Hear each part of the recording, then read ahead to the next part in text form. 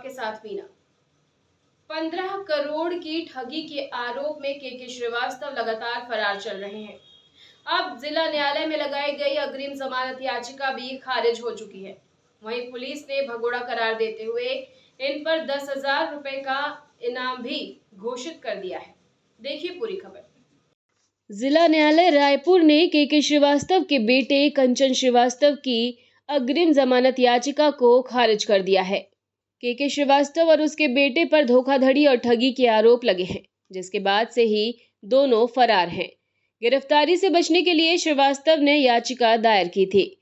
श्रीवास्तव के 15 करोड़ के धोखाधड़ी मामले में अग्रिम जमानत याचिका पैसा वापस करने के समझौते के तहत जिला न्यायालय में सुनवाई हुई। के पूर्व सीएम भूपेश बघेल के करीबी रहे हैं। दरअसल फरार चल रहे श्रीवास्तव को पुलिस ने भगोड़ा करार देते हुए उस पर 10,000 का इनाम भी घोषित किया है। के श्रीवास्तव पर आरोप है कि उन्होंने दिल्ली की एक कंस्ट्रक्शन कंपनी को स्मार्ट सिटी प्रोजेक्ट के तहत 500 करोड़ रुपए का ठेका दिलाने का झांसा दिया था, जिसके चलते रावत एसोसिएट्स के मालिक अर्जुन रावत ने 10 से 17 जुलाई 2023 के बीच 15 करोड़ रुपए श्रीवास्तव को दिए थे। कोई काम नहीं मिला, जिससे ठगी का मामला सामने आया।